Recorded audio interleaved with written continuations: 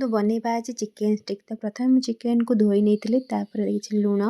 तापर आमे किछि अदा रसुण पेस्ट देदबा तापर हळदी चिकेन मसला गरम मसला देदबा तापर आमे किछि ब्लैक पेपर पाउडर कस्तूरी मेथी अल्प देदबा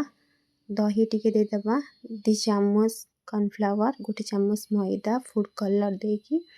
काटी रखिथिबा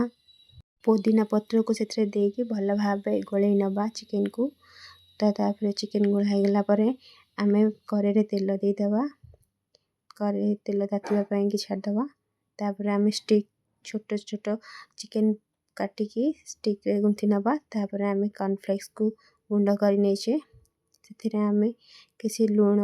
चाट मसला गरम मसला देकी कॉर्नफ्लेक्स को भल भाबे गोळै नबा सेथिरे चिकेन स्टिक देकी भल भाबे मिसै देबा चिकेन स्टिक रे कॉर्नफ्लेक्स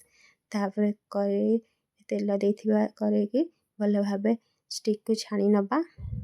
तापर प्रस्तुत हे जिवा हमर चिकेन स्टिक। तो देखंतु केते सुंदर स्ट्रक्चर हेछि तो खाइबा को जेंति भल लागिवो बनेया को सेमति। तो वीडियो भल लागले लाइक शेयर सब्सक्राइब निश्चय।